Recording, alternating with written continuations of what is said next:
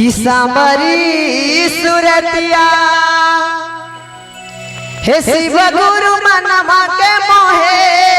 जी कि सांबरी सुरतिया हे शिव गुरु मनमा के मोहे जी ए शिव गुरु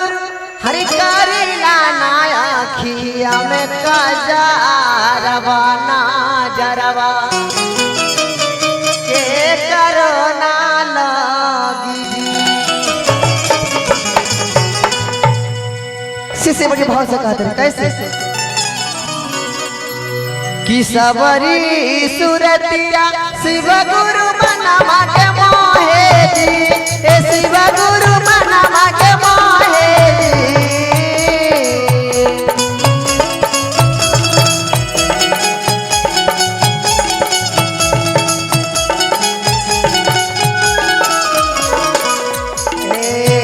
सामाली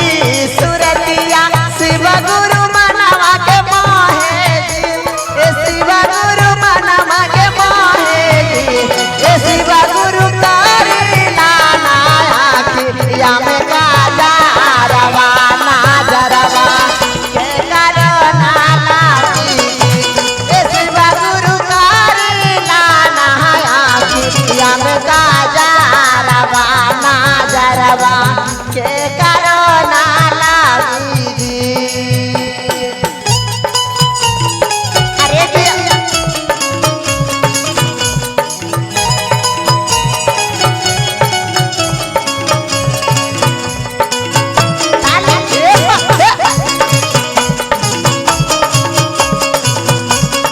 क्या बात है क्या बात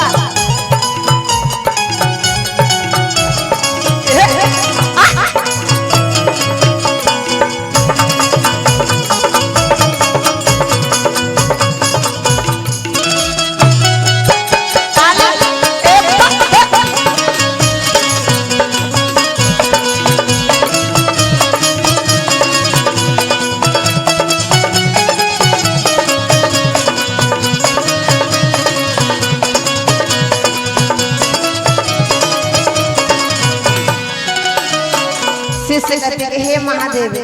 तोहर दरवाजा पे एक से एक शिष्य आवत रही और सब तोहरे के निहारत रही। नाम दीदी कंचन दीदी। अच्छा कंचन दीदी की तरफ से एक ऐसे आशीर्वाद आता है महादेव को सारे मनोकामना को पूर्ण करेंगे। नंबर दीदी और सूरज के दीदी जी हाय हाय हाय हाय उनके तरफ से एक सहयोग के प्रकार आशीर्वाद आता है महादेव के सारे मनोकामना को पूर्ण करेंगे। और जीजा जी नहीं लगे का बतावा जीजा जी के छोड़ देला तो हरो दुआरिया लाख शिष्या आवे जी ए शिव गुरु शिष्या आवे जी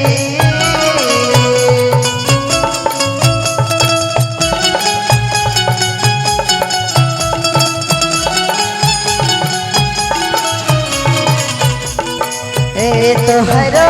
दुआरिया लाख शिष्या आवे जी ए शिव गुरु शिष्या आवे जी ए शिव गुरु सावा कोई निहार तोर सुरातिया नागरिया के करोना लागे जी ए शिव गुरु सावा कोई निहार तोर सुरातिया नागरिया के करोना लागे जी। क्या बात अरे जी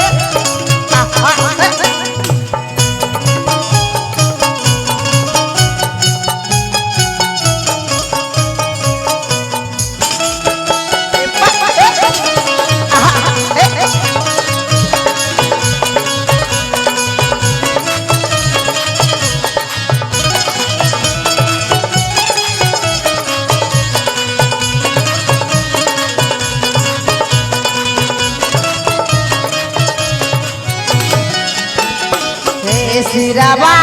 में बड़े बार जटवा शोभे जी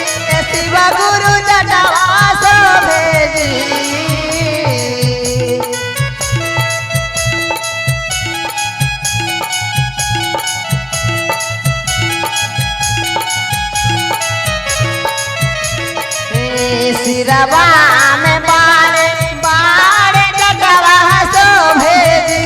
ए शिवा गुरु जटवा शोभेजी ए शिवा गुरु गालावा में शोभे आजा कारवा ना जरवा के करो ना लागे जी ए शिवा गुरु गालावा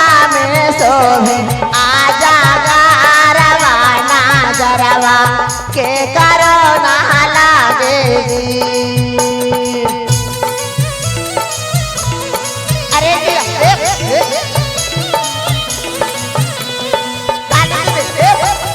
क्या बात है पीछे वाली दीदी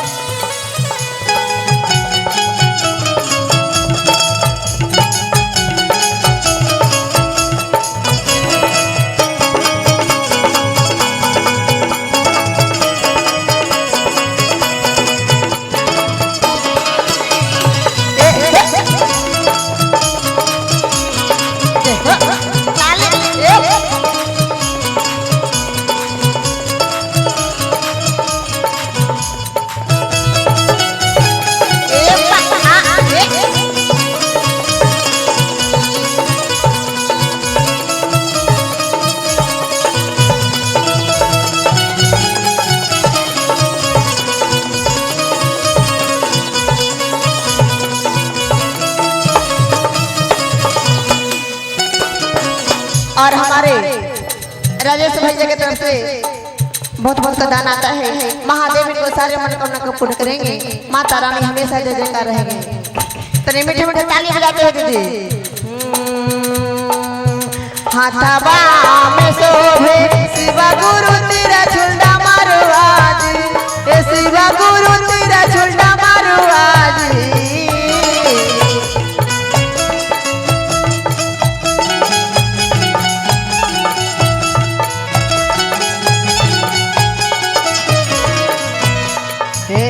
कमरा में शोभे शिवा गुरु मीरा के छलवाजी ए शिवा गुरु मीरा के छलवाजी ए शिवा गुरु तारी नाना आखिया में काजा रवा ना जरवा के करो ना लागे ए शिवा गुरु तारी नाना आखिया में काजा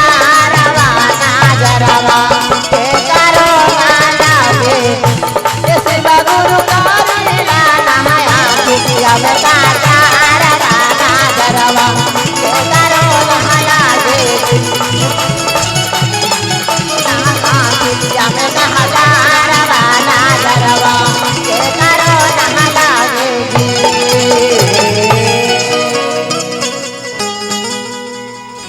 बोली शंकर भगवान की शिव गुरु महाराज की तनी काजर उजर लगा ले होला जी ना तो तोहरा के नजर लग जाई तो हमने के देखी है कि ना। बोलिए शंकर भगवान की शिव गुरु महाराज की क्या बात है।